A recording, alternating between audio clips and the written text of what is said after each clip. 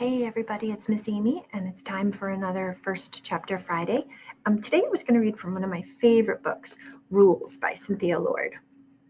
So this book is about 12-year-old Catherine and her brother David, who has autism, and it's about feeling different and finding acceptance and exploring the idea of what is normal.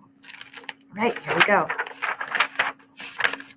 Oh, I should say that the book is available through the OSLRI catalog as an ebook and an audiobook, and I'll put the link in the description of the video. So chapter 1, follow the rules. Come on, David. I let go of his sleeve, afraid I'll rip it. When he was little, I could pull my brother behind me if he didn't want to do something, but now David's 8 and too strong to be pulled. Opening the front door, I sigh. My first day of summer vacation is nothing like I dreamed. I had imagined today warm, with seagulls winging across the blue sky, not overcast and damp. Still, I refuse to grab my jacket from the peg inside the front door. Umbrella? David asks, a far-off stare in his brown eyes.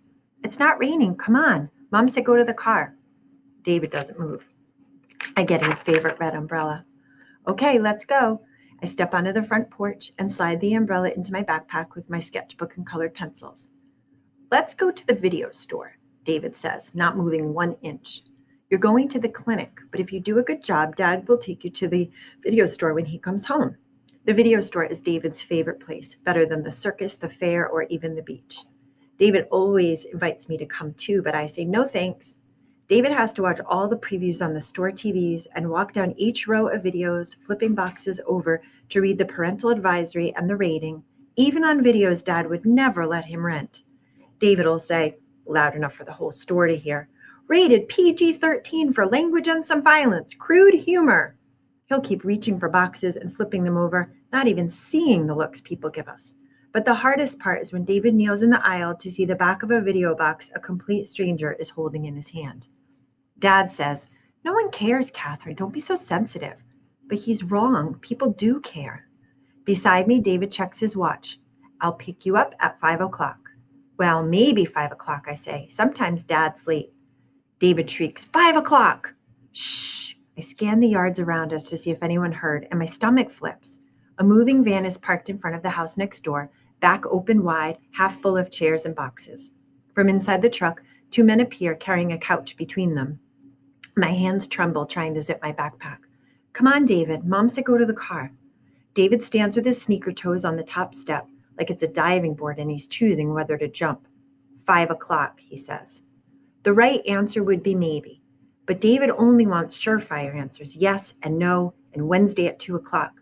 But never maybe, or it depends, or worst of all, I don't know. Next door, the movers set the couch on the driveway. If I hurry, I can ask them before they head into the house. Okay, I say, Dad will pick you up at 5 o'clock. That's the rule. David leaps down the steps just as the moving men climb into the van. He might not understand some things, but David loves rules.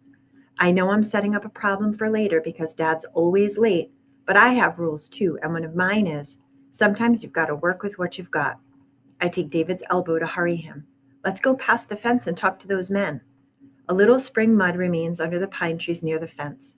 Only a month ago, puddles were everywhere when Mrs. Bowman called me over to say her house had been sold to a woman with a 12-year-old daughter. I knew you'd be pleased, she said. I told the realtor I have a girl just that age living next door, and maybe they can be friends. A few weeks later, I had stood on my porch waving as Mrs. Bowman's son drove her away to her new apartment attached to his house. It feels wrong that Mrs. Bowman's not living in the gray shingled house next door anymore, and her porch looks empty without her rocking chairs. But I'm tingly with hopes, too. I've always wanted a friend in my neighborhood, and a next-door friend would be best of all. Usually in summer, I do lots of things by myself because my best friend Melissa spends the whole vacation in California with her dad. This year will be different, though. The girl next door and I can do all my favorite summer things together. Swimming at the pond, watching TV, riding bikes. We could even send midnight messages from our windows using flashlights and Morse code like next-door friends do in books. And the best part? David won't have to come since Mom won't have to drive me and pick me up. I bite my teeth together, fighting the memory of my last sleepover at Melissa's. When Mom came to pick me up, David raced around Melissa's kitchen, opening doors, looking for their cellar, even when Mom kept telling him this was a trailer and trailers don't have cellars. Real friends understand, Mom had said on the ride home. But here's what I understand. Sometimes everyone gets invited except us, and it's because of David. Walking toward the van, I study the moving men. One has a blotchy face and looks all business. The younger one wears a half smile and a dirty t-shirt and jeans. T-shirt man seems friendlier. Remember the rule, I whisper, my hand pushing David's back to hurry him. If someone says hi, you say hi back. Down the walkway, I run through conversation possibilities in my head, but that one rule should be enough. There's only one question I need to ask, then I can take David right to the car. Hi, I call, reaching the corner of the fence. David flickers his fingers up and down like he's playing a piano in the air. T-shirt man turns around. Do you know when the family's coming, I ask? Is it today? He looks to the other man in the van. When are the Petersons coming? If someone says hi, you say hi back, David yells. That's the rule. Both men stare past me with that familiar look. The wrinkled forehead look that means, what's wrong with this kid? I grab David's hands to stop his fingers. They're coming about 5 o'clock, the red-faced man says. That's what she said. 5 o'clock. David twists under my arm. My wrist kills remain curled backward. I grip my toes in my sneakers to hide the pain. Thanks. I pretend I can see my watch. Wow, look at the time. Sorry, gotta go. Chasing David to the car, I hear heavy footsteps on the van's metal ramp behind me. Thunk, thunk. David covers his ears with his hands. It's 5 o'clock. Let's go to the video store. My own hands squeeze to fists. Sometimes I wish someone would invent a pill so David would wake up one morning without autism, like someone waking from a long coma, and he'd say, Geez, Catherine, where have I been? And he'd be a regular brother like Melissa has, a brother who'd give back as much as he took, who I could joke with, even fight with. Someone I could yell at and he'd yell back, and we'd keep going and going until we both yelled ourselves out. But there's no pill, and our quarrels fray instead of not, always ending in him crying and me sorry for hurting him over something he can't help. Here's another rule. I open the car door. If you want to get away from someone, you can check your watch and say, Sorry, gotta go. It doesn't always work, but sometimes it does. Sorry, gotta go? David asks, climbing into the car. That's right. I'll add it to your rules. The men carry a mattress still in plastic up the walkway next door. Someday soon, I'm going to take a plate of cookies up those steps and ring the doorbell. And if the girl next door doesn't have a flashlight, I'll buy her one that turns on and off easily. Mom says I have to deal with what is and not to get my hopes up. But how else can hopes go but up? Wear your seatbelt in the car, David states. That's the rule. You're right. I click the seatbelt across me and open my sketchbook to the back pages. That's where I keep all the rules I'm teaching David. So if my someday he'll wake up a regular brother wish doesn't ever come true, at least he'll know how the world works, and I won't have to keep explaining things. Some of the rules in my collection are easy and always. Say, excuse me, after you burp. Don't stand in front of the TV when other people are watching it. Flush.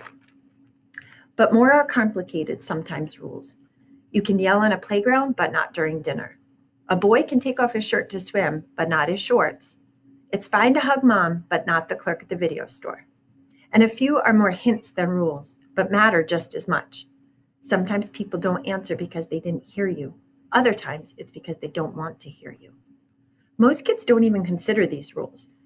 Sometime when they were little, their mom and dad must have explained it all, but I don't remember mine doing it. It seems I've always known these things. Not David, though. He needs to be taught everything. Everything from the fact that a peach is not a funny-looking apple to how having long hair doesn't make someone a girl. I add to my list. If you want to get away from someone, check your watch and say, Sorry, gotta go. It's Mom, David yells. Let's go to the video store. She's on the porch locking our front door. I'll get in trouble if my mom finds out I let him think the wrong thing. I'm depending on you, Catherine, she'll say.